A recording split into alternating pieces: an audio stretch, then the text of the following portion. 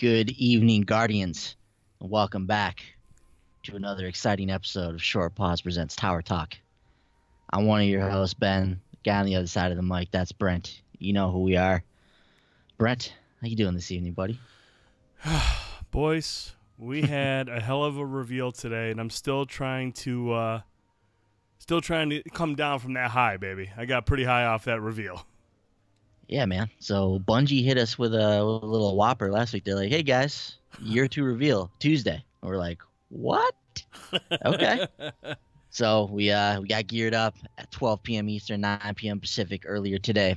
Bungie unveiled Destiny 2 Forsaken, the next big installment of the Destiny 2 saga, the first Comet expansion, as they're called. So this will be in line with what we saw from the Taken King in Destiny 1 with the Forsaken DLC here in Destiny 2, and Brent, it sure looks like a Taken King style expansion. You know, there's a lot to discuss here, a lot that was talked about on the stream. It was an interesting stream too. It was a different kind of stream than some of the ones that Bungie's done in the past. So this one, they had a pre-recorded vid doc that they have, and then afterwards they brought out Deej and some of the developers and went into more depth on some of the stuff that they talked about on the vid doc there. And this stream was a little more mysterious. They raised a lot of questions, introduced us to a lot of things, and didn't dive into the nitty gritty as much of this as they typically do with these Destiny reveal streams. So there's a lot to discuss here. So let's say we get right to it, man. Yeah, man, that's actually something that Jacob just said in the chat. He said everything in this reveal was amazing. And he goes, just imagine the stuff they didn't even show or talk about yet. Because, as you mentioned, you know, they talked about it. They said, look, we're not getting into a lot of this stuff. So there's layers to this stuff that we haven't even found out about yet. So a lot to look forward to over the next couple months. Deej said that many times. Over the next couple months, they're going to leak some more stuff, talk about more stuff. And then, you know, and then we're going to find out how deep this package really runs. Also, Dark Shadow Wolf in the chat as well. We're hyped too, buddy. Jacob, Wolf, welcome. What's up, fellas? Yeah, so this is just the beginning of the conversation, like you were talking about there, Brent. You know, obviously the game doesn't release till September. We got the release date for Forsaken as anticipated, the first week of September. So September 4th, Destiny 2 Forsaken will be upon us. A scant 3 days before Spider-Man comes out on PS4, and that's gonna be a busy week, Brent. I mean, a busy week. 2 games that will be, when all is said and done, my most anticipated games of the year will be coming out right beside each other. So that's pretty wild.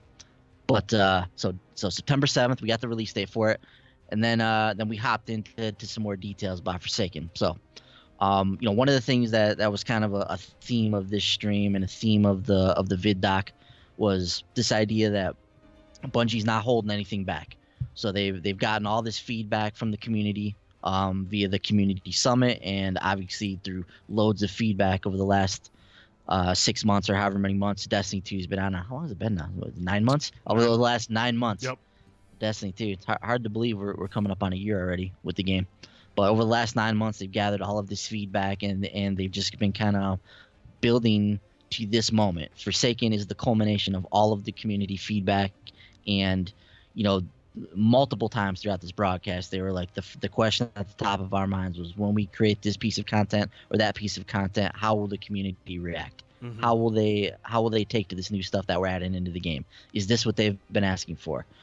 And they want our investment in Destiny to matter. Like, they want this game to be the hobby that the first one was, and that the second one is rapidly becoming with some of the latest updates. Like, they want this to be a game that you come back to and you have stuff to do each and every night. Right. And that sounds like that was the driving force beyond the development of this game. So one of the first things they dove into, Brent, was just the whole story and setting of Forsaken. So as anticipated and as revealed at the end of Destiny 2 with the Traveler's light wave that went out across the universe, the Reef is indeed the destination, as we knew from the teaser as well, that this was set on the Reef. So no surprise there. So we're in the Reef here, in an area of the Reef known as the Tangled Shore. So, you know, they mentioned this was a new part of the Reef. It's kind of this collection of cobbled together asteroids and rocks. Some of them are, like, you know, chained together. It's a really cool looking setting. So it's in as far as what we know about the story right now, it seems to center around Cade. which is I'm sure music to many Destiny fans' ears to see Cade at the heart of all this. But it begins actually with a prison break in the Prison of Elders. So that sounds like that's gonna be an awesome mission, man. When you going in there and all these badasses are busting out of the prison and escaping, and you see Cade jumping on people's backs, and from there, kind of all hell breaks loose. The denizens of the Prison of Elders escape, and in this area of the Tangled Shore, it's just kind of this lawless frontier, they call it. They wanted the Forsaken expansion to have this sort of space western kind of vibe. They mentioned being on this desolate asteroid with tumbleweeds rolling by in the middle of space. Like that was kind of the vision they had for the game. They talked about this will have a different tone, a different vibe than some of the other Destiny content we've played. It's a bit darker, a bit grittier than some of the stuff that we've played previously, and we'll be playing this differently than we've played some of the other Destiny content over the years. So that's kind of that sounds really exciting. We also learn that there'll be a new enemy involved, the Scorn. The Scorn. So from what it looks like, this looks to be a branch of the Fallen. Not 100% sure, they weren't clear on that, but they look to be a derivative of the Fallen. But they also look much different. Like there's these they mentioned they compared them to pirates. They're these kind of scavengers that roam the planet. They have a different look to them. A lot of the bosses that they showed, you can tell they have kind of a Fallen vibe to them, but they look differently. They have their own unique look. So even though they appear to be related to the Fallen, they do appear to have a different vibe, a different feel, a different way of attacking. They mentioned these guys are aggressive. They charge at you. I think they have some fire-based abilities as well from what we saw.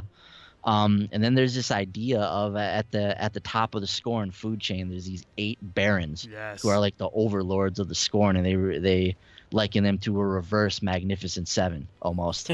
So like this kind of band of just badass dudes you kind of rule over, and they're like the worst of the worst criminals in the galaxy.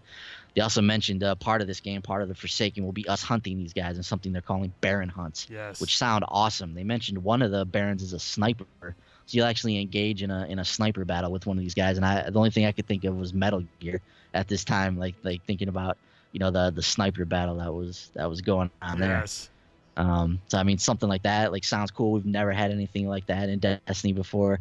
They also showed this big hulking brute type of Baron that we're gonna have to contend with at some point here as well.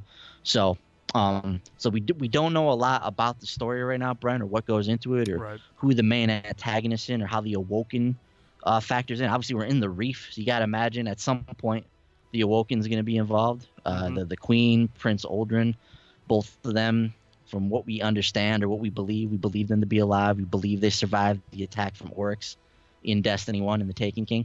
So I got to imagine they're going to show up at some point, but outside of that, that's pretty much all we know. We kind of know the general area. We know the vibe that they're going for. We know that there's going to be this new enemy involved. Outside of that, it's a mystery. And it sounds like we're going to learn more about that mystery coming up at E3 in terms of the story. But let me get your reaction to all this, Brent. So it's a lot to take in there. What stands out to you? What did you think of all this? First of all, it's a story based around Cade, so Nathan Fillion's gonna be taking over this narrative. Like you mentioned, the areas that we're going to be exploring, I like how they talked about this kind of a wild, wild west. It's a lawless land. You're gonna have Scorn enemies everywhere. You're gonna be battling them. I really like the idea of the Baron hunts. That sounds really cool because if one's a sniper PB, one-on-one almost, and then you saw that one guy that was wielding like that huge mace around, that fire mace or whatever it was. So that's gonna be cool if each of these barons has a different type of 1v1 or some kind of mission to carry out to destroy them. Hopefully they're varied like that. 1v1 sniping is very specific, and so hopefully we'll see something like that carried out with all of the barons, a very unique battle each one. Yeah, definitely. That would be really cool if they're able to make a unique experience every time you encounter one of these barons. What do you think about this whole destination? What do you think of this idea of this kind of Western revenge tale and Cade with his 6-shooter in his pocket and that kind of whole feel, like this Magnificent Seven vibe that they're talking about? Are you on board with this kind of space Western idea they're going with? Absolutely, because it's upbeat. It sounds like it's gonna be more action packed. It's gonna be very exciting. Cade's gonna be just shooting off one-liners as much as his golden gun. So it's gonna be an entertaining tale. I'm sure there'll be a lot of just exciting moments, and I've always loved Wild, the westerns and stuff like that. That's going to play out like it's going to be just kind of a up tempo, high action, probably a ton of laughs, just a really good, entertaining campaign. You think this is a good fit for the Destiny universe? Oh, this kind of vibe. Yeah, I don't want Destiny 2 or any Destiny game to take itself too serious. I mean, you can have your moments that are serious, but at the end of the day, this is like a Star Wars type of movie or type of game. You just want that upbeat, that excitement, that fun. I don't mind if there's some serious moments, but I don't want it to take itself too seriously. It sounds too like Cade is kind of as Cade does, kind of going against the other vanguards when he heads out to the reef on this mission, whatever mission he happens to be on. So it'll be interesting to see how Zavala and Ikora play into this and how they react to Cade kind of doing his own thing. I'm sure they're used to it by now, but it'll be interesting to see how the pieces come together. It'll be interesting to see if any of the other players are involved in this that we've met over the last 9 months. So yeah, really curious to see what becomes of that. What's your thoughts on the Scorn, dude? So are you okay with them being seemingly a different variation of the Fallen? I mean, that's pretty much what they are, right? They're some type of a Fallen race. Yeah, I mean that's what you can glean from the video. I mean they have the same movements, they have the same a lot of similarities. So I mean whether or not they're they are that, or maybe they are a new enemy race, I have no idea. But I mean if they are just another variation of the Fallen, I'm cool with that as long as they have different attack styles. And they mentioned in the video they're more aggressive. They will come at you hard, and I dig that. That's cool as long as I don't particularly need a new race. I just want a new type of challenge, a new type of threat that I have to try to figure out. Yeah, I mean clearly they are different than the Fallen that we've come to see before. The groups that they showed briefly in the video, like you mentioned, they had a whole group of them like charging at you with, they were wearing some type of metal armor and swinging some like fire maces or something. Yeah. So, and then we see the big dude as well. We see the sniper. So I mean clearly there's some different elements to the Scorn than there is from the normal Fallen. And many were anticipating the Fallen would be involved in this expansion. They don't play a huge role in Destiny right now. In Destiny 2, they weren't the main antagonist. They were barely seen in Destiny 2. The Vex were the focus of Curse of Osiris.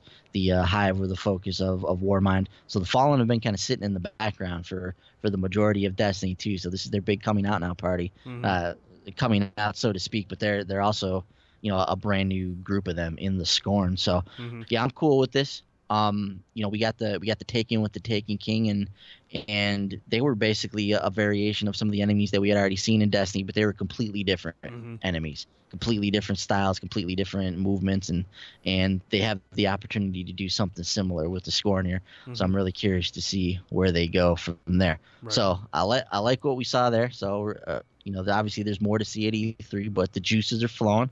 I like where we're going there. Well, let's get those juices kicked up a notch even more, Brent. They introduced us to the beginnings of the discussion of Destiny's new weapon system. Yep. So they came on here and they mentioned you like the Destiny 1 weapon style? Play that. You like the Destiny 2 weapon system? Play with that. You want to go 3 shotguns? You can play that way too. 3 shotguns. Yeah. So they're really digging in and trying to let you customize and play how you want to play with your Guardian with the weapon system. So they did not go into specifics on how all of this was going to work. They just kind of threw this out there and was like, the weapon slots are changing. You're going to be able, seemingly it looks, to put any gun in any slot.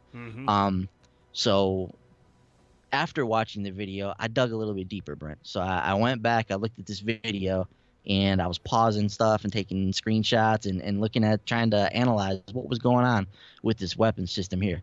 And it appears that each gun, once it drops, will have a number associated with it, 1, 2, or 3, and that will denote whether it goes in the primary, energy, or heavy /power slot. So if you look closely at the video, you'll see all the guns in that first tier, in the first primary slot, have they're basically they're bullets. There's one white bullet for a primary gun, 2 green bullets for an energy weapon, and then 3 purple bullets for a power weapon. Right. So it looks like every gun that drops in Destiny 2, at least in terms of Forsaken, will have one of those symbols on it, and that will denote where you can put it in your slots. So they're still, with that, they'll still have the ability to kind of manage how each of these guns performs and how powerful they are. So a shotgun in your primary slot might not be as powerful as a shotgun in your heavy slot, so to speak. So this is just kind of all conjecture and me just speculating on what I saw here. But based on what you saw, Brent, based on what we talked about here, what's your early read on what we're seeing from the new weapon system in Forsaken? Yeah, as long as there's still a difference between the 3 slots, like you said, as long as the heavy stuff is still more powerful, I would actually prefer if they still kept the grenade launchers and the rocket launchers and the swords in the heavy stuff. Did we see if there was any of those, or did they not? I don't remember seeing that in the video at all. They did mention that Deej mentioned that they weren't going to turn this into rockets galore or whatever he said. Good. He said something like that. Right. So if I had to guess, I would guess that maybe all of the rockets and all of the grenade launchers in the game will drop with that 3-bar heavy notation on them. That's just a guess. I have no idea. Right. I would hope so. Like I said, I mean, I want some order. I don't mind. And Dark Shadow says 3 sidearms for the win. Barf. But yeah, I mean, I want a little bit of control, a little bit of organization, but keep the rocket launchers and all that stuff in the heavy. But everything else, I think that sounds really, really good to have the ability to say, hey, look, I want to roll 3 shotguns, or I want to roll 3 hand cannons. That's awesome. Yeah. And one of the guys, I don't remember who, but on the video, he was talking about I want my fusion rifle back. Yes. So he wants his fusion rifle back. So clearly, shotguns, fusion rifles, and I have to assume snipers are going to be available in slots outside of the heavy slot. Now we're going to be able to utilize them in other areas on our character, and that's really all I care about. I just want to be able to get stuff out of that heavy slot, because I never ever use a fusion rifle now in that slot, and I always use fusion rifles in Destiny 1. Always.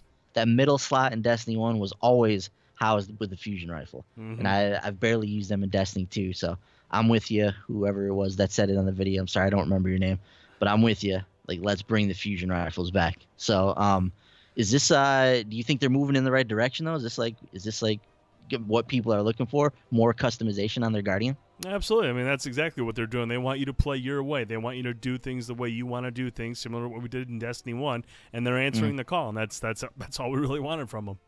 Yeah, so it's going to be a matter of if they can manage this properly and not let it get out of hand. So start small, then adjust accordingly, but just don't come out crazy. Yeah, so we'll see the specifics how that works, but that's just my postulation on how I think that this is all going to play out. So we'll see once it's all formally revealed. And that's not the only thing that we learned about the weapons, Brent. As anticipated, random rolls are coming back. Yes. So they mentioned every weapon will feel different. Will drop with random perks on it now. They did mention in the mod system as well that they're retuning and bringing that back in a new way. They did not go into specifics on that, or the fact that they mentioned they have this new masterwork style of upgrading your gun. They didn't go into specifics on this either. So these are 2 mysterious things with the random rolls that we don't know anything about. We don't know how the new mod system is going to work. We don't know how this new upgrading system is going to work. I was thinking maybe it was something where if you get a duplicate roll of a gun, maybe you can infuse it into that gun and something will happen to it. I don't know. I can't remember what the gentleman's name was, but he mentioned, he said, I think it was Josh Hamrick. Was it Josh Hamrick?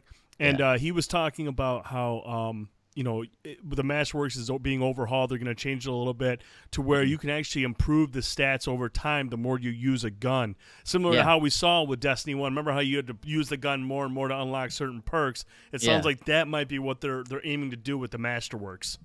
Interesting. That would be cool. Like maybe if you wanted to focus on your range or something, maybe you get kills at a certain distance against enemies, or or something like that. I think that would be neat if they're able to figure out a way to do that and give us kind of mini quests within the gun to upgrade certain aspects of it that we want to do. I think that would actually be badass if they figure out a way to do that.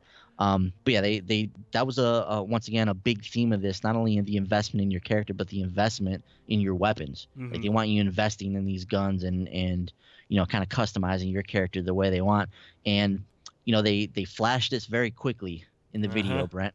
But we slowed it down, grabbed some screen caps, and we saw this weapon, Hazard of the Cast. It's an auto rifle that's going to be dropping with Forsaken. And did you catch the intrinsic perk on there by chance? Like, what's the main? Precision. Precision. Yep. So that's recoil, or what's the description on that one? Recoil pattern is more vertical. Yeah, so recoil pattern is more vertical. So with Hazard of the Cast, that perk stays the same across the board with all of the auto rifle, with all of the hazards of the cast that drop. So precision is apparently always on the gun. So we can assume that moving forward, the intrinsic perk will be the perk that stays standard on whatever gun that you pick up. Right. Now, then we got a hint of how the perks might change. So there was one main perk listed that we could see on each of the hazard of the cast that they showed in the stream. So one of them grants a short period of increased stability, accuracy on initial trigger pull. The other hazard of the cast dropped with a perk that overflows the mag based on the number of rapid kills before reloading. A perk we were talking about before the show we've never seen before. So clearly they're adding some new perks into the mix as well. And then the third one dropped with causing damage with this weapon increases its stability. So a classic Destiny perk on there with that one. So 3 different hazard of the cast, 3 much different perks that are going to change the way that you play with that gun, and that's what we want out of Destiny guns, man. We want the random rolls back. We want to go out there and chase the god roll, chase the ultimate version of that weapon, and then when you obtain it and you're like, man, that's a damn good roll, and you show that off to your friends, you're like, look what my hazard of the cast can do. Right. That's there's no feeling quite like it when you finally get that perfect roll on your gun. Brent, talk to me about what we saw from random rolls here. Yeah, man, like you said, you pretty much summed it up. And we always want something that's going to separate our gun from your gun, from my buddy's guns. I want to have that one gun where everyone's like, damn, dude, that's like the perfect roll. I wish we had. That's just a part of Destiny.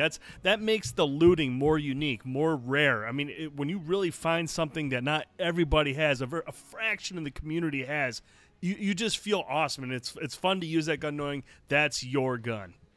Yeah. I remember like when I got this clever dragon drop in Destiny 1, and it was all of the perks were based around the stability of that gun. And that thing was just like a laser. I loved that gun. When I got that drop, I was so excited. It had counterbalance and all these other stability perks on it, and that thing felt so good to fire. So it's gonna be awesome to be able to chase after that kind of stuff again. The one question I have, and that was not answered on the stream here, is are they going to now enhance the depth of these weapons? Are we still going to stick to where these weapons only have one main perk, or are we going to go back to Destiny 1 where we had multiple main perks on these guns and multiple trees that we could choose from in terms of the perks? Like, you know what I'm talking about? Yep. You could get a gun with Firefly and with explosive rounds and with counterbalance, and there were different things that would drop in the different slots. And there were many more slots than are available on the Destiny 2 guns right now. There's only like 3 slots on most guns, right? And there's maybe a sight that you can choose in one slot. There's 2 perks that you can choose from, and then a main perk that's only the only one in that area. So I'm hoping that they expand and give us multiple main perks in these guns as well. What do you think? Is that something that, I mean, they've heard the feedback from the community on that, right? Oh, I'm sure they have, and that's probably something, they didn't really get deep into these guns to kind of reveal too much. And a lot of the stuff they mentioned is still a work in progress. So what we saw today, there might be some changes to it later on that either work in our favor or maybe they want to try something new, but we'll find out shortly. Yeah. So I can't wait to see some more. Obviously, we still have some questions about the weapon system, about random rolls. Obviously, this is going to be a huge topic of conversation over the summer. So I'm looking forward to them revealing the exact specifics of how this is going to work. But like what we've seen so far, now that's the stuff that's returning. But what about the stuff that's going to be brand new with Forsaken, Brent? How about 9 new subclasses? 9. Count them 9. So if you do the math, that's 3 for each class. So Hunter, Titan, Warlock, each getting 3 new subclasses, each based around the 3 elements that the game is known for: Void, Arc, and solar. And man, we saw some sweet looking classes here, Brent. We saw the hunter rocking the flame knives, which is a variation on golden gun, obviously. We saw the hunter with that twirling arc staff reflecting bullets back at an enemy, with going just straight Jedi. Yes. Just walking through an area, just reflecting bullets. That looked pretty badass. We saw the Titan with the rise of Iron Hammer, unleashing the fire tornado on enemies.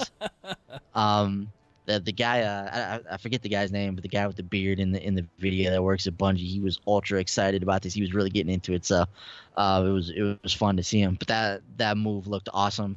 And then, dude, how about the Warlocks, man? Oh, how about the Warlocks? Anime inspired. These guys. I retweeted a guy on Twitter, but he said that the Warlocks were training with King Kai in the off season. I mean, seriously, the Warlocks are like straight out of like Dragon Ball Z right now. So they showed the one the Void Super where you can teleport around the map, and then you just basically go Super Saiyan. You just throw your arms down, you unleash this huge blast around the enemies, and then they've got like what I'm just calling the Arc Beam of Death, where you just see the Warlock basically shoots like a Kamehameha, just a beam of death into the enemies. I was like, man, this is awesome. So I cannot wait to get my hands on these like anime Warlock moves, man. I'm gonna be really, really getting into that. What do you think about all this stuff though, man? Oh, dude, the supers blew my mind. I mean, they looked really awesome. Love the fire knives. Love the rise of Iron Hammer. Even the Warlock stuff was just out of control. I mean, of course, the Warlocks, they get like the most badass stuff because they are seriously the most useless crew. But it is just it looked really, really good. And I mean, the fact that each class is going to get 3 new supers. Man, talk about just making things fresh and giving you something new to do. That is absolutely fantastic. Yeah, definitely, dude.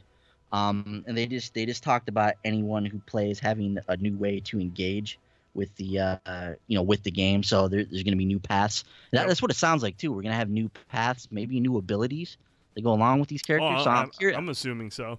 I'm curious to see how they're going to change that game, if they're going to have the same, because that's how it is right now. Like you have the same basic abilities on one side, and then they kind of change up the elements for you.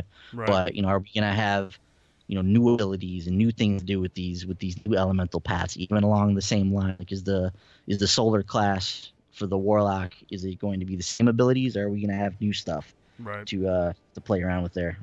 Dark Shadow Wolf says, in all seriousness, I want to use all 3 characters now. And man, seriously, that's the thing, because like I have a Warlock, I have a Titan, and I've used their supers, but now, like you said, like Dark said, though, I'm gonna want to jump in and see all these supers. I'm gonna want to try them all out. So yeah, that's gonna get people jumping into other classes, maybe classes they haven't started yet, or ones they've kind of left to the wayside since they found a main. Yeah, no, I'm not gonna lie, I'm with you, Wolf. I was like, man, this stuff looks sweet. I kind of want to play these other ones too.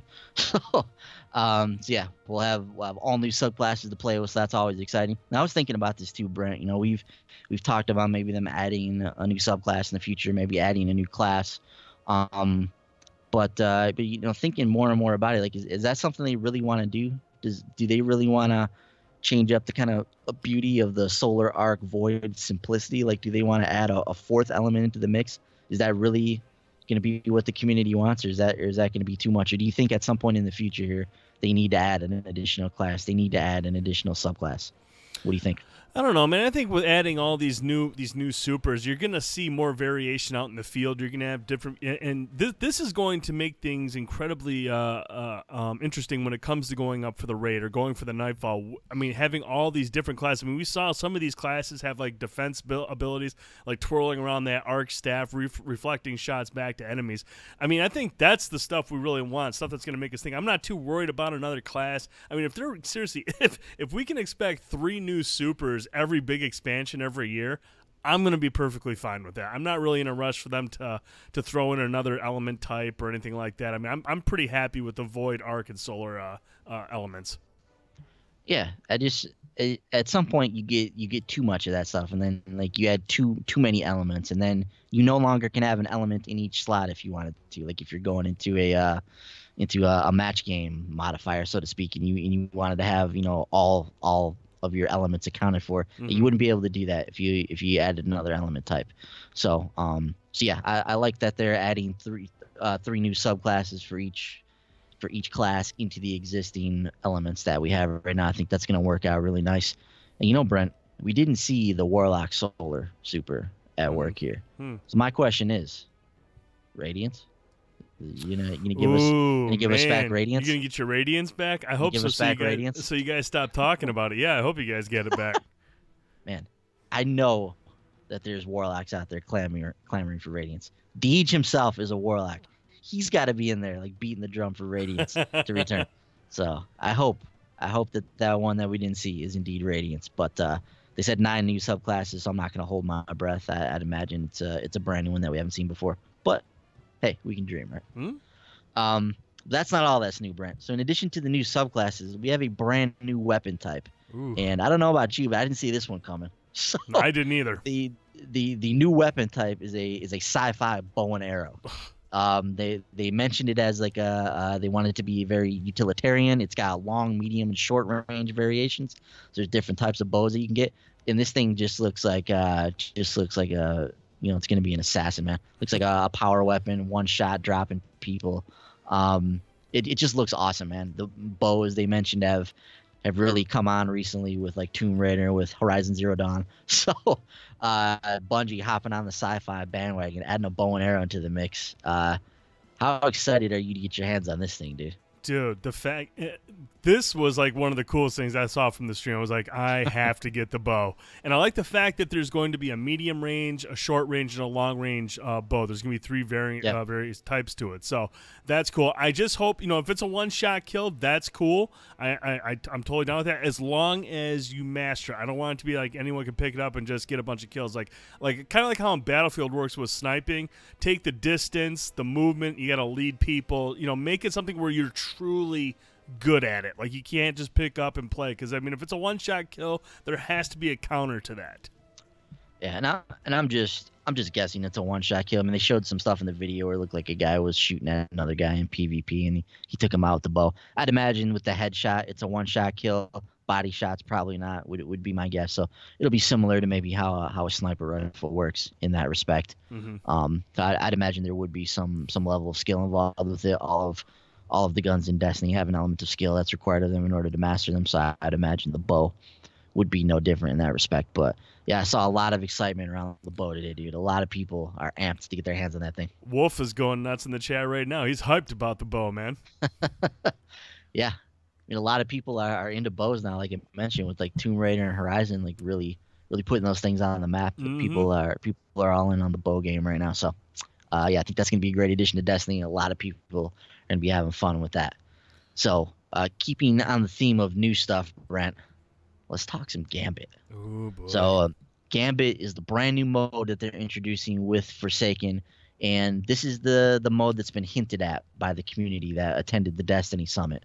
So they were invited in, and this is the mode that they played that they could not talk about. This is the one that will be debuting in Forsaken, and we learned a little bit about it, Brent.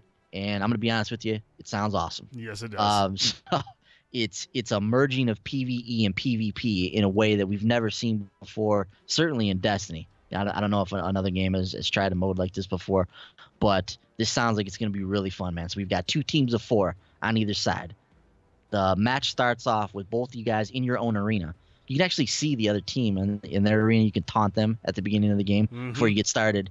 And how this is going to work is you guys are going to be in your arenas, and then you're going to be getting attacked by the enemies that are in your arena. And as you go through and you eliminate these enemies, they're going to drop motes. You collect those motes and you drop them in your bank, which is in the kind of the middle of your arena. And the more motes you drop, that's what allows you to kind of progress in this mode. So one of the things you're going to be able to do is when you've got a certain amount of motes in your bank, you can cash them in. You can send what's called a blocker over to the other side. So basically you send like a boss level character over into the other group's arena, and they have to then eliminate that blocker before their bank opens up again. So they cannot deposit any motes while this blocker's on the screen. So they've got to get this guy, get him eliminated, and then start putting their motes back into their bank. Meanwhile, you're getting your motes, you're putting them in your bank, and your ultimate goal is to put enough motes into your bank to summon what they're calling a prime evil into your arena. Mm-hmm. If you can then dispatch of the prime evil, that will end the round, and you will win that match if you're able to dispose of your prime evil first. The other element of this, then, and where the PvP aspect of this comes in, is you can actually invade your other team's arena. Yes. So there's going to be a lot of strategy, a lot of thought that goes into how you want to tackle this particular match. So at some point, you're going to be able to get together as a group and be like, all right, do I continue fighting the enemies that are over in our arena, or do we send our guy over to the other arena, take them out? Like maybe you got a super charge up or something. You're like, all right, send them over there, drop a Nova bomb on them, come back over here, and then we'll get back to business. You know, so these are the kind of things that are going to be coming into play. And I don't know exactly how this is going to play out. I haven't seen a match in action, obviously, but these are some of the things that are going to go into what we're going to see from Gambit. And it sounds like a very, very cool way to merge the two aspects of Destiny that are already closely integrated at the hip with Gambit. And they mentioned people that have never played PvP before, people that don't like PvP. Like, I've played this mode and they're really excited about it because the way that it blends the two together. So talk to me about Gambit, Brent. What do you think about this idea? Dude, for as excited as I was for Escalation Protocol because I love horde modes, this sounds like the mode that I'm going to want to spend all my time playing. The fact that they found a way to merge PvE and PvP together, and it doesn't sound like the PvP portion is too heavy in PvP. Like you said, you're basically sending over one person, launch a rocket, launch a super at the group, take them out as they're battling their blocker to kind of slow them down, and then you probably come back in some way. It reminds me of Vault of Glass, how you had to jump between dimensions. Yeah, two people that would jump into the other side to try to get the orb and come back. So, I mean, that's what that kind of reminded me of when I saw it. So that's awesome that you're going to be in two PvE instances, yet there's going to be a portal that can transfer over to theirs real quick to do some damage and slow them down. That's awesome. And like you said, the strategy there, you know, we got one guy at the super left. Do we send them over to take them out, or do we use it on these enemies to grab some more motes? I mean, there's going to be a lot of strategy that's going to come into play. And I think that just sounds incredibly exciting, dude. Yeah. Wolf, you ready to hop into Gambit, dude? We gotta get our squad together. We're gonna hop in there. We're gonna do some damage in this thing, man. It's gonna be a lot of fun. Oh yeah. I can't wait to play this. They're gonna have this on display at Guardian Con in Florida. E3 in a and couple Guardian weeks. Con. E3 and Guardian Con. I kind of want to go to Tampa now. Wolf says not gonna happen. Wolf says always he's ready to party. Good, man. We'll be in there. We'll have the Titan Hunter Warlock all accounted for, so we'll be ready to rock and roll. But yeah, there's still some questions, like I said, about how this mode's going to play out, about how you invade and how that exactly affects the match and when you can do it, and the specific rules of how this all plays out. But extremely promising premise here with Gambit. It looks extremely fun. I just can't wait to play this, man. This is gonna be a hoot.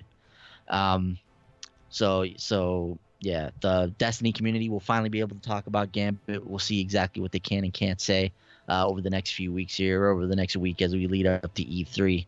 But now we got to talk about perhaps the coolest part of this entire stream, Brent, and that's the unveiling of the second new area in the Reef, or I guess it's kind of in the Reef.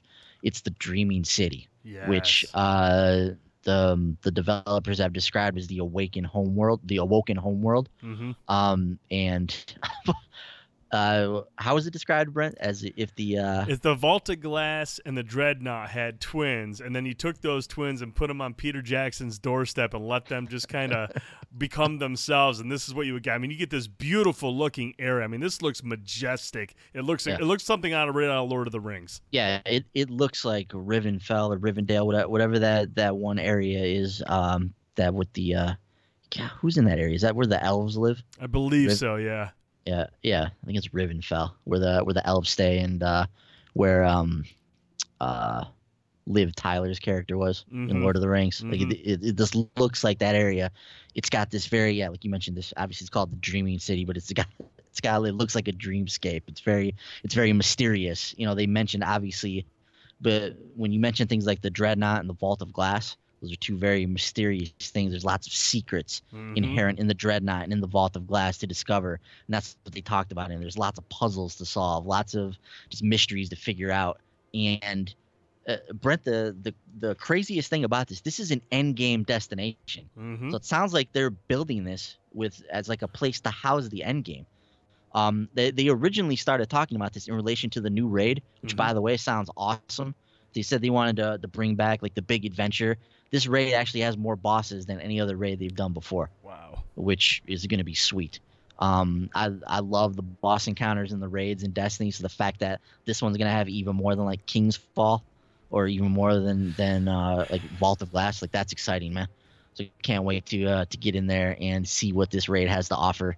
Obviously they didn't show us anything from the raid. They just showed the guys like going into the raid, but sounds incredibly promising. But yeah, when they originally unveiled this, I was like, okay, is this just the raid or?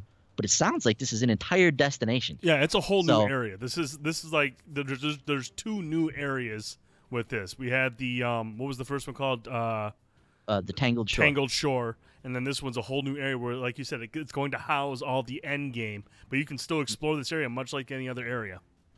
Yeah, because it says it right here in the press release. Destiny 2 Forsaken features the Dreaming City destination. Full of secrets to discover and bosses to defeat, this destination also houses the brand new raid and is the first space designed from the ground up to support endgame content. So, there you have it right there. I mean, clearly this is a destination with other things you're going to be able to do. So if this is like the Dreadnought or like the Vault of Glass in terms of its puzzles and its secrets, that's awesome, dude. I mean, talk to me about the Dreaming City, man.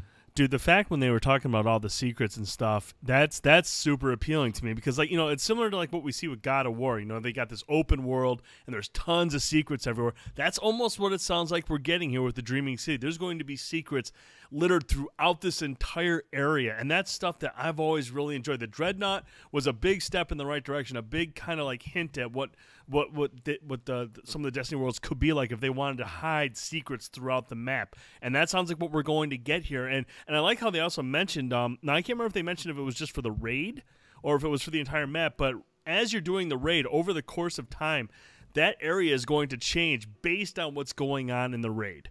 Based on all the things that you do in the raid. I thought that was really interesting. I think they were just talking about the actual raid itself, or I couldn't remember if they were talking about the raid itself or if they were talking about the area in general. Yeah, it almost sounded like they were saying that the raiders would affect the destination itself. You know, yes, that's exactly how they said it. I got the impression that maybe they would be unlocking things in the world. So not necessarily that the landscape itself would be changing, or would be losing any particular aspect of the Dreaming City, but that maybe by going through the raid, these raiders would unlock aspects of the Dreaming City that were previously unavailable to other people. But that's just one guess. But it sounds like this is going to be constantly changing and evolving as an area that we're going to be able to explore and interact in. So, yeah, that obviously we don't have any if any of the answers in terms of the Dreaming City right now. But from what we hear, it sounds incredibly interesting. Sounds incredibly awesome.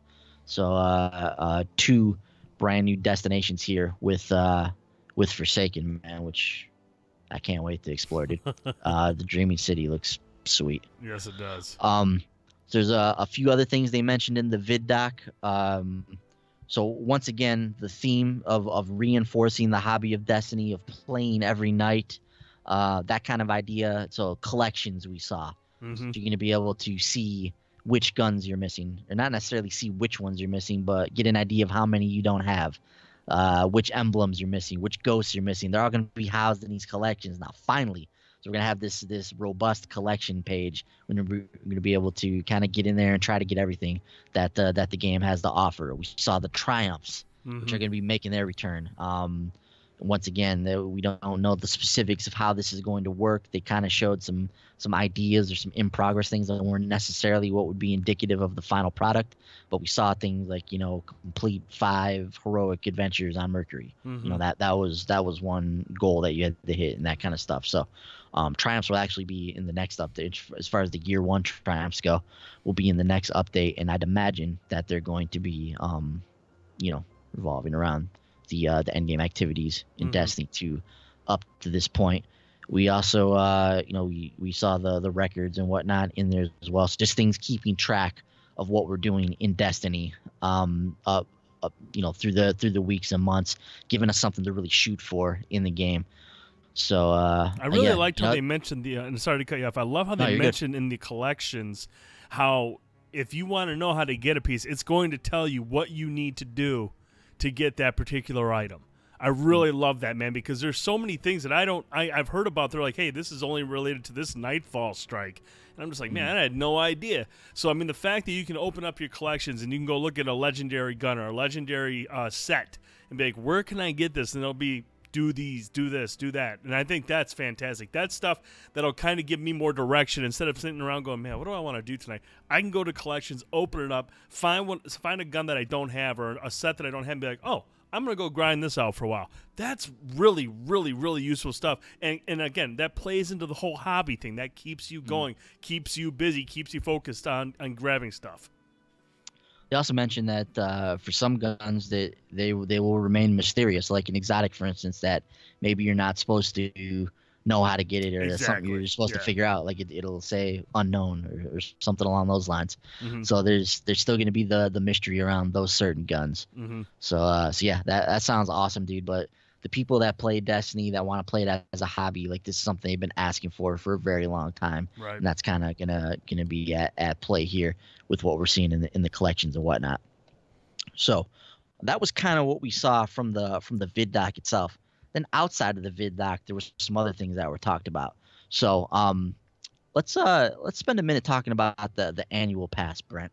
So this is a new idea that was introduced with the stream here, and Deej made it very clear that this is different than the expansion pass that we've come to expect from Destiny. So we saw the expansion pass with Destiny 1, we saw the expansion pass with Destiny 2, and the pieces of DLC that arrived with. So with this, they're calling it an annual pass, and I don't even know how to describe this. I guess it's more focused on actual content rather than a new like narrative or story based type of expansion. Right. What were we gonna say, Brent? I was just gonna kind of say what you just said, but Tipsy's in the chat. Tipsy's pumped. He says yes, the grind is back. What's up, Tipsy? Tipsy, you're right, baby. We got a lot to look forward to in September. Yeah, so here's how the annual pass is described. So according to Bungie, the pass will offer access to 3 premium content releases tied to seasonal updates for Destiny 2. So just as we've become accustomed to with the first year of Destiny 2, a new piece of content will coincide with the new season of Destiny 2. So here's the current schedule of releases for the annual pass. So we've got the Black Armory in the winter of 2018. All these names sound awesome, of course. Joker's Wild in spring of 2019, and then Penumbra in summer of 2019. I have no idea what the hell that even is. So these so as far as the content that's going to be included with the annual pass, this is what we can expect: end game challenges, new weapons, armor, and vanity rewards to collect, new and returning exotics, new pinnacle activities, new triumph records to collect, and new lore to discover. So this is interesting, Brent, because they specifically highlight new lore to discover, and they actually talked about it a little bit on the stream. They mentioned that you would find and collect items out in the world. They would reveal aspects of a story, and when you collect all the items from that particular piece of lore, you'll be able to read an entire story from the Destiny universe. And I love that stuff. The stories and the lore of Destiny is incredible. It's some of the best sci-fi lore that you can come across. They just haven't been able to translate that into the narrative on most occasions. But the lore itself is awesome. To have a new way to discover lore and to interact with that in the game is really, really cool. But so my question to you, well, let me start with this, Brent. What's your thoughts on the idea behind the annual pass? No, I like the annual pass. I mean, it's basically like a season pass. It gets you access to the three big expansions, or the little expansions, or whatever you want to call them, those 3 events that are happening. And then, end game challenges, new weapons, armor and vanity, all that jazz, the new returning exotics, new lore, all that stuff. I mean, I'm cool with the look. I understand at this point, dude. This is a games as a service, and it's going to be a game that's going to have content all the time. And it's like an MMO. You buy new content, just like there's the new Somerset thing for ESO. You buy it and you get more stuff to do. It's really simple.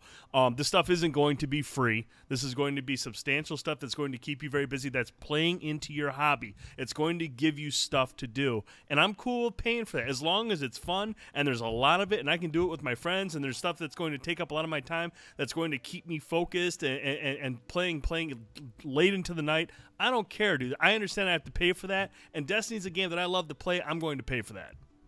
Mm-hmm. Yeah, I'm going to be paying for this too, of course. Like everybody that plays Destiny 2 is as a hobby is going to pay for the annual pass. Like there's no questions asked. But this is unquestionably the most controversial part of the stream is the annual pass. And on the one token, I'm excited, Brent, because we have now 3 updates planned after Forsaken, and we have a roadmap for the future of Destiny 2 throughout year 2. Mm-hmm. If you remember with Destiny 1, we got the Taken King, and we did not get any more content until Rise of Iron a year later.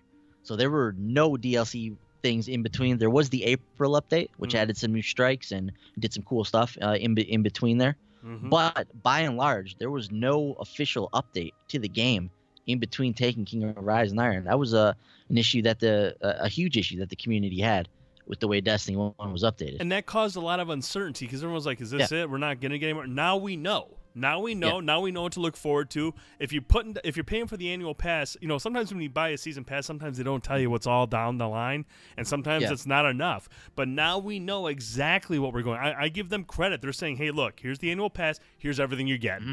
No more, there might be something here. It's not vague. Like you get a lot of information with this annual pass. Yeah, so we have an idea of what we're getting with this annual pass.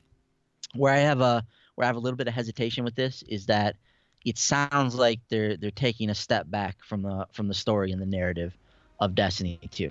Deej was very specific. Like we're not talking cutscenes and that kind of stuff here. We're talking the content that keeps you playing Destiny over and over and over again. So I understand that. I'm on board with that. Like you keep driving the content that keeps bringing us back to the game. Mm-hmm. At this point, 4 years plus into Destiny 2, like we understand that the narrative of Destiny 2 is not this game's strongest point. Right. The Taken King was an anomaly in the grand scheme of things. By and large, outside of that expansion, maybe the House of Wolves. House of Wolves had a decent narrative. Rise of Iron was okay, but the Taken King was the height of Destiny 2's narrative, and it's never gotten better than that up to this point. Destiny 2's narrative was okay. The Warmind was an atrocity. Curse of Osiris was okay, but it's just for the lore and the world of Destiny 2 that they've created. I really want to see cool stories in this universe, man. This is such a cool sci-fi universe. One of the coolest sci-fi universes I've ever been a fan of or ever had the pleasure of interacting with. Mm-hmm. There's so much cool stuff in this, and the lore is a testament to that. The lore in this game is absolutely incredible. The stories of all these legendary characters throughout the world of Destiny, these all these stories about the past and the golden age and the darkness and the light and the hive gods and all the stuff that's in the lore. There's so much awesome stuff in there for them to explore, and it just pains me that they can't just extract some of that and put it into a really awesome narrative for the game proper. So it sounds like, at least throughout what they're planning to do with year 2, that they're going to take a step back from trying on that. They're going to take a step back from trying to expand on the narrative of Destiny 2 and simply focus on the lore. And some people are actually excited about that because the lore is so strong in this game. And so why not double down on the things that you're strongest at? Like if the narrative is not your strong suit and you just can't seem to figure out how to tell a good story in this universe, like why not double down on the lore? Like I get that idea, but there's still a part of me that's like, man, there's so many cool stories to tell. There's so many cool adventures we can have in this universe. There's awesome characters like Cade and Ikora and Zavala that we can interact with, and Osiris and get into these stories with. And we might not see that throughout year 2, and I'm a little bit sad about that.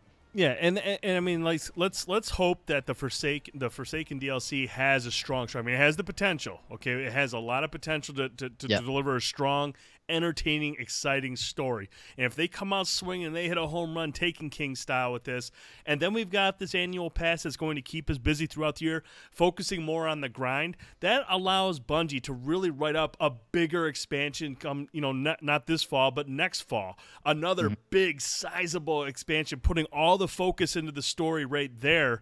That's what I'd be cool with. As long as there's enough lore in between and activities for me to do and the grind to pick up all my gear and all the weapons and get all the stuff I want to do.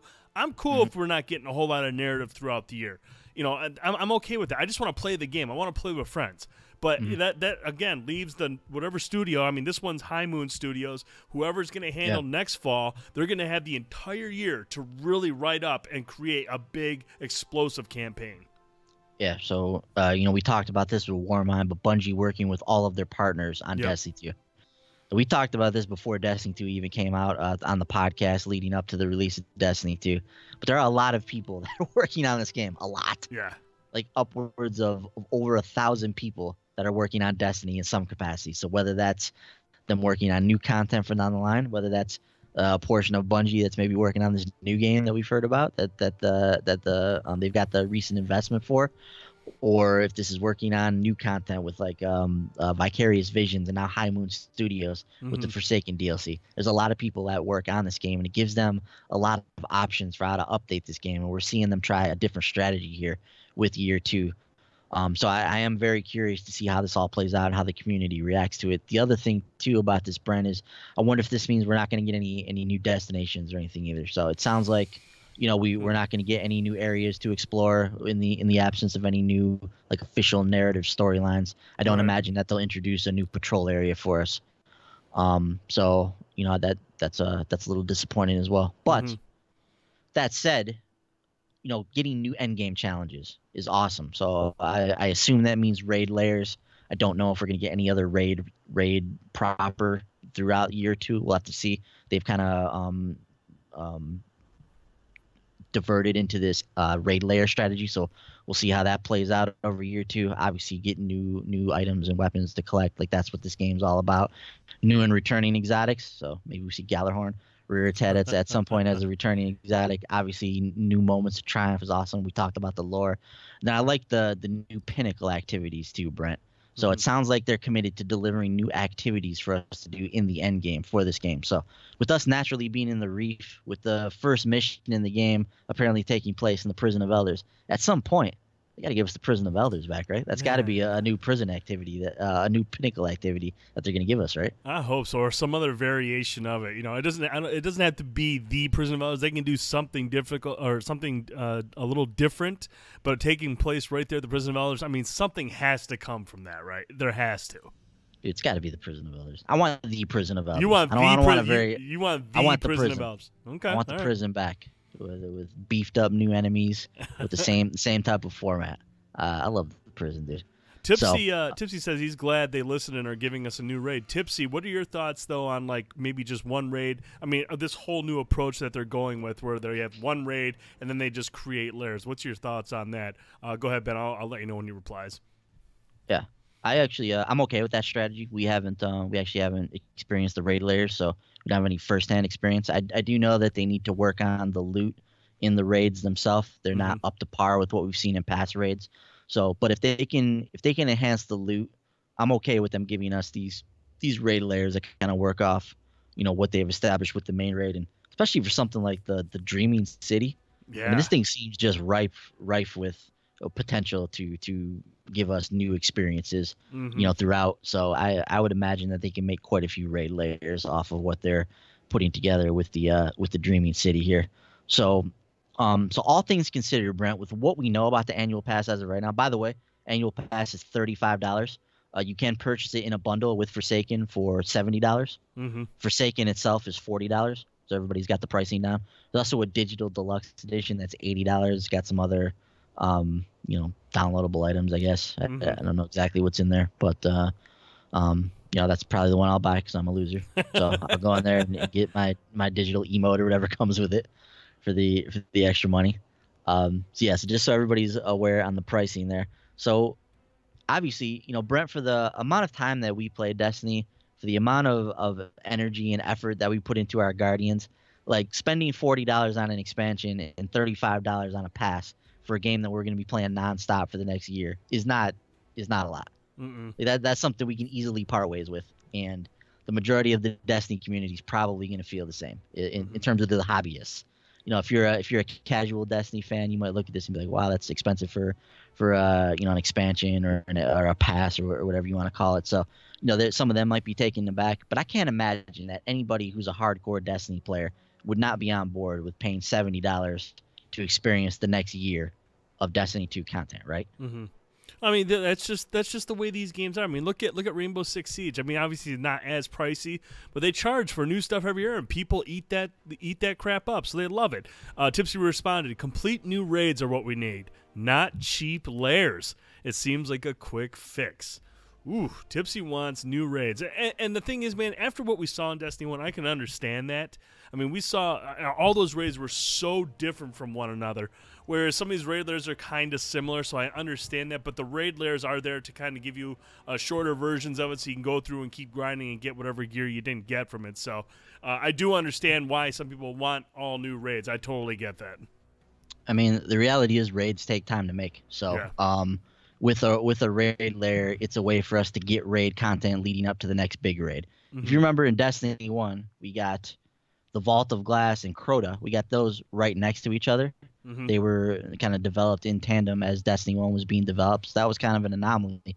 But after that, we got one raid with the Taken King, the King's Fall raid. Then we didn't get another raid until Rise of Iron with Wrath of the Machine. Mm-hmm. So the raids have pretty much always been on this annual cycle outside of the one time we got Crota right after the Vault of Glass.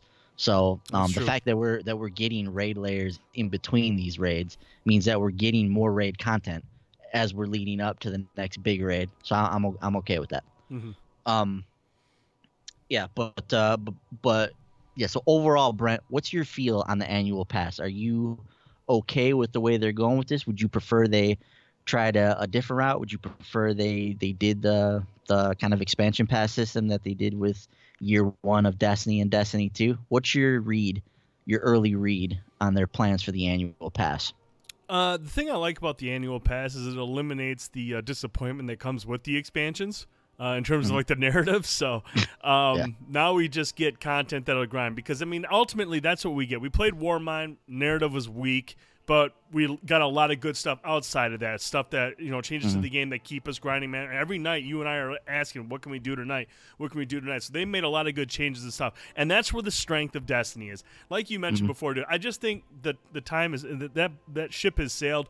Destiny is never going to be a sci-fi epic like Mass Effect or anything like that. It's never going to have that type of story. It's just going to be shallow stuff, and it's going to be the gameplay and the grind that's going to keep us playing. I think anyone that's like hoping that we'll eventually get some kind of like incredible narrative, I think we're just wishing too much. That isn't what Destiny is. It's all about the gameplay, and what we're seeing with the annual pass, I'm getting a ton of stuff throughout the year. I know what's coming, and that's all I want. So I'm happy to pay with it. I think that's a good price, and I think the annual pass is a good idea because it fits into what they know their strengths are. It's not the narrative; it's the content of stuff to play. Yeah, and I definitely see that perspective, and I agree with everything you said. It's just painful a little bit because of what I talked about with the lore of this game, with the world that they've created. They should be able to tell a narrative in this universe that is second to none in terms of sci-fi. Mm-hmm. The universe they've created is a Star Wars caliber kind of universe. Like, it's got that kind of rich history associated with it, and I just wish that they could figure out a way to tap into that when they tell stories in this game. But as I mentioned, the lore in this game is extremely strong. So if they double down on that, they give us more ways to experience that, more ways to soak up the Destiny universe through the lore that's in the game. Like that's cool. I'm on board for that. So, and that's not all we got from the stream, Brent. We also got an update to the roadmap as promised. So obviously the current update for Season 3 just deployed today. So the faction rally improvements are live. Crucible Labs have already been going. The exotic armor, that kind of stuff has already been going as well. But the faction rally started.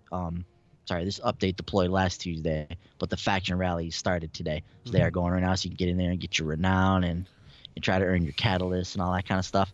So that update's going right now. We now have a date on 1.2.3, which is right now slotted to be the final update of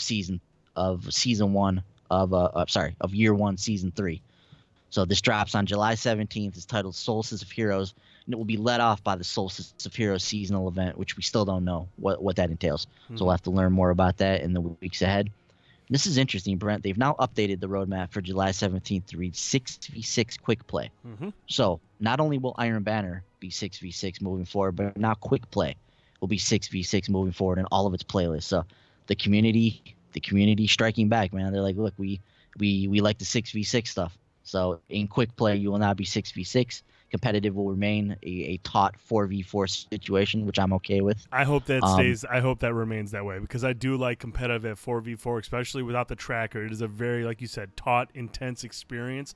Quick play is meant to be fun. I think quick play is like it's meant to be fast and furious. Fast and furious. And 6v6 with all the abilities and supers and whatnot, I mean, that's going to be exciting. That's going to be fun. And that's where Valor comes into play, because Valor just always continues to go up. So that's going to allow people to get more kills, rank up faster, and all that jazz. But I do hope they leave competitive alone at 4v4 without tracker, because that's really how I like to play my shooters online, is tense, tactical, and working as a team.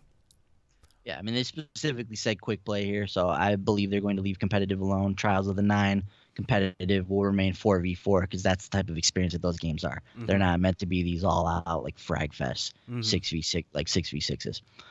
Rumble will be permanently added to the playlist. A lot of people excited about that. Bounties, of course, will be returning. We don't know what those are going to entail. Expansion 1 and 2 raid layer prestige modes will be available. PC clan text chat. The year 1 triumphs, and in parentheses here, Brent, they specifically note Bungie.net. So one of the things we talked about, what they're doing with Forsaken and with year 2, is they're adding those collections and those records, those triumphs into the game.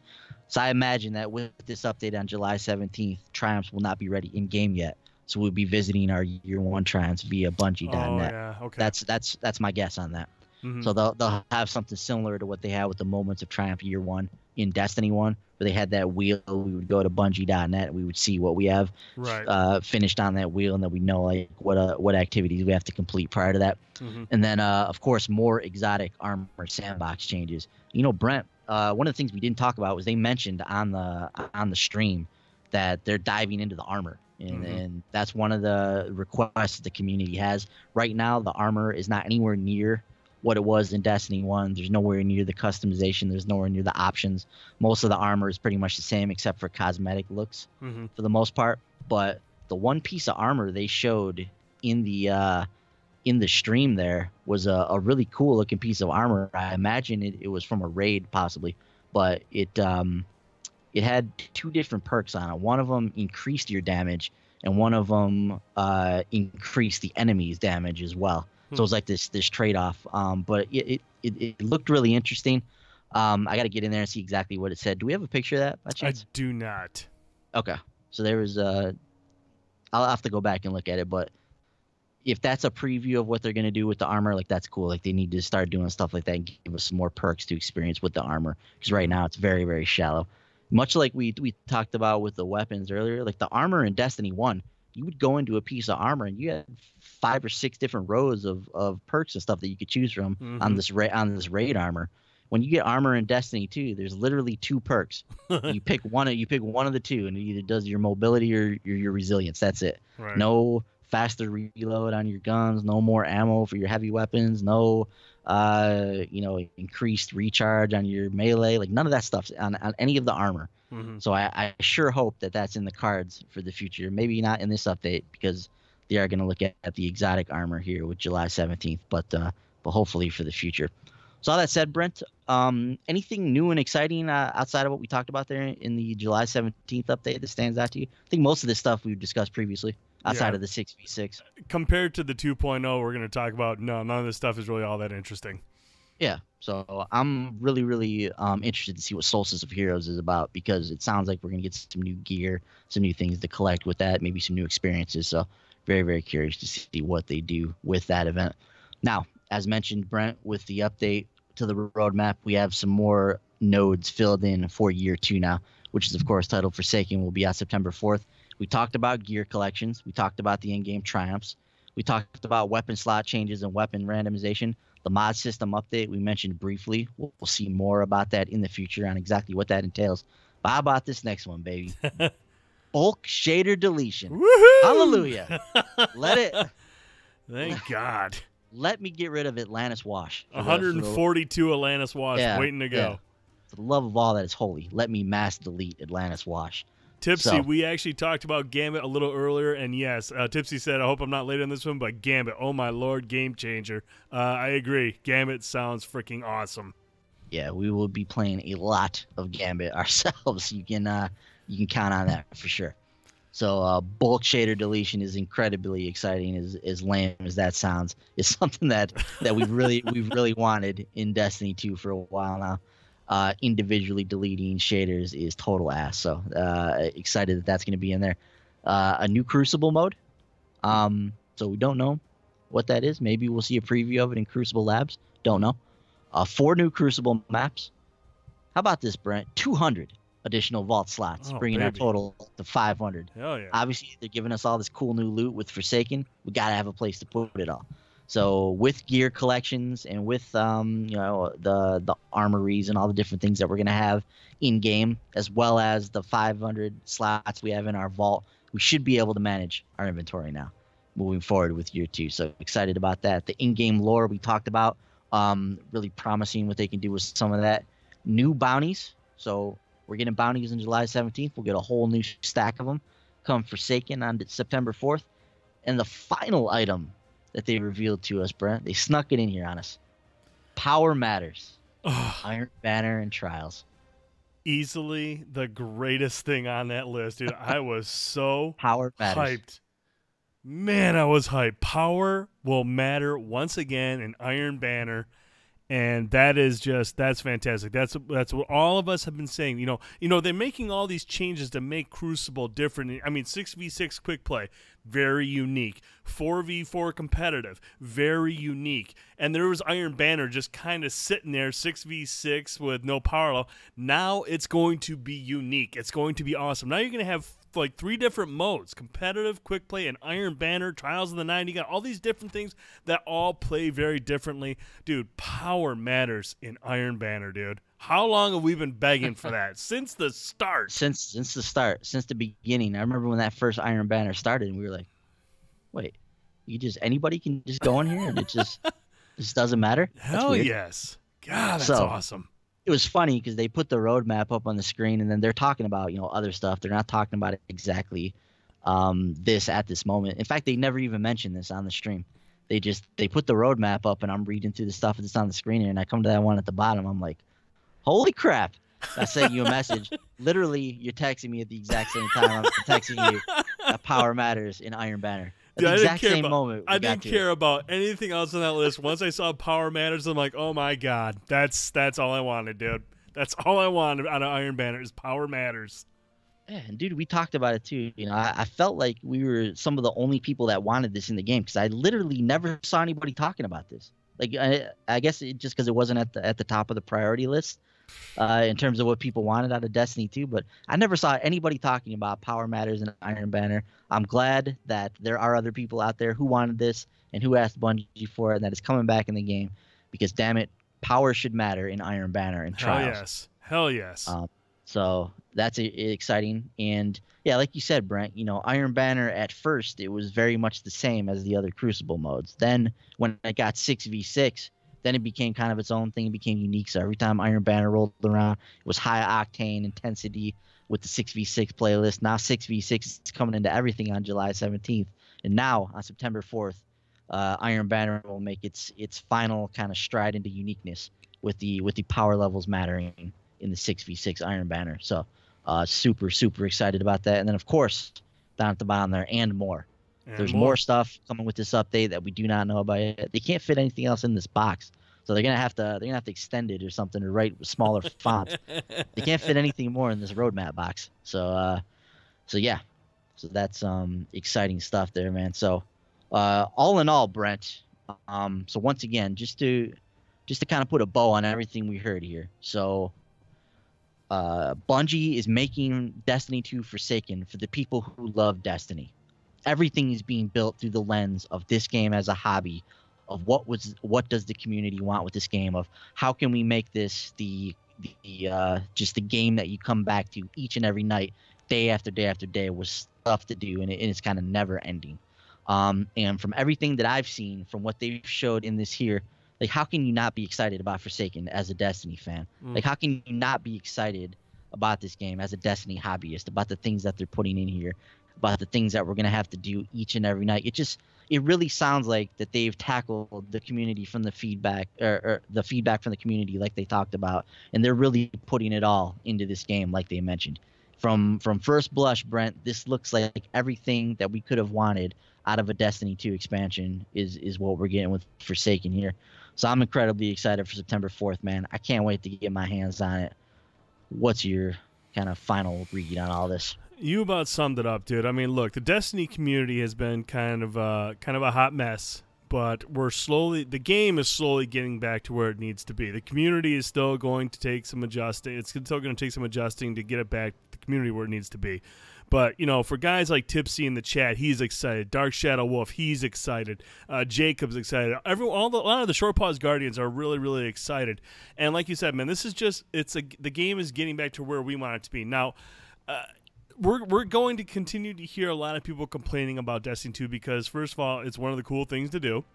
And second of all, anytime you put a price on anything for a game that somebody doesn't like, they're always going to get mad. But like I've said from the start, the community, as vocal and negative as some of them have been, it comes from a place of love. It comes from a place of where they want Destiny to be that hobby.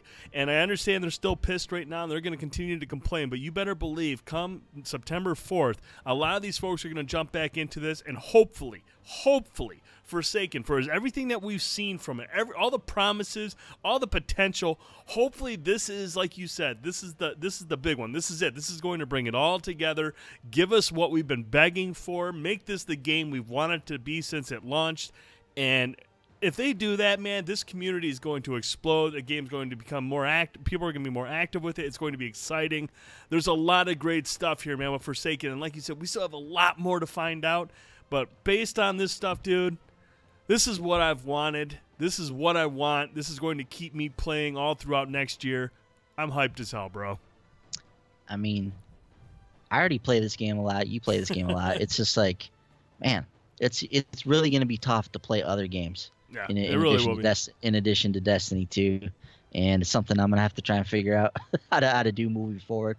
But I tell you what, man, for all the naysayers and the things with Destiny 2, the reaction to this live stream has been incredibly positive, especially from the Destiny community. The people that I follow, the people that I watch and keep tabs on in the Destiny community are all very, very excited about what was shown on this live stream. And it's just, I just don't see how there's any way, if you're a hardcore Destiny fan, that you don't watch this Forsaken reveal, you don't get excited about the prospects of what this game is going to be after Forsaken comes out. Because I think what gets lost on a lot of people is that Destiny 2 made a lot of improvements over Destiny 1. Yep. Destiny 2, where it started, and granted, it should have never been this way to begin with, but like Destiny 2 should have started where Destiny 1 left off. I get that. They were trying to do something new. It backfired on them, and the community responded. And now they're responding to that feedback, I think, in a really strong and smart way. So I respect Bungie for that. So Destiny 2 changed a lot of the stuff with Destiny 1, with like the areas to explore, like the patrol zones, the open world is much more interesting than anything we got from Destiny 1. So to see that, in addition to some of the other narrative strides they've made in terms of like the cutscenes and whatnot. So hopefully we'll see some more of that with Forsaken here. But graphically, obviously, it looks incredible. So for everything that we loved from Destiny 1, it sounds like they're going to marry that with the stuff that we love from Destiny 2, and we're moving towards what we're hoping to be like the ultimate Destiny experience with Destiny 2 Forsaken come September 4th. So we're excited. The Short Pause Guardians are excited. We're going to be out there kicking some alien ass, taking some names for a long time to come, dude. Yes, sir. So that is going to do it for this episode of Tower Talk. That's everything we thought on the reveal of Forsaken. Our Twitter handles are underneath us right here, so check us out there. At The Short Pause is how you follow us on Twitter. www.shortpause.com is the website. Latest episode of the podcast is up right now. So go on there, listen to our E3 predictions. we will have tons of E3 coverage starting on Saturday, moving throughout the weekend. So the EA press conference goes live on Saturday. We'll have our reactions to that conference later in the evening. We'll react to Microsoft and Bethesda on Sunday. We've got Sony and Ubisoft on Monday, Nintendo on Tuesday, Square's in there as well. So we'll have lots of stuff to talk about. So make sure you stay tuned to us. Subscribe to the channel, like the videos, comment if you like what we do here. Tower Talk will obviously continue to go up. We'll probably have to do another one of those next week as well as we learn some more about Forsaken at E3. So be on the lookout for that. Brent, any final words? No, thanks to Tipsy in the chat. We had Dark Shadow Wolf. We had Jacob. Thanks to everybody that stopped by and checked out the video. We really appreciate the support, and we'll continue to do Tower Talk as long as Destiny continues to be our main, which it sounds like it's going to be for a long time. So thanks again for those of you that did watch and tuned in. We really appreciate it. Yeah, thanks, guys. Thanks for watching this evening. We'll see you guys next time. Have a good one.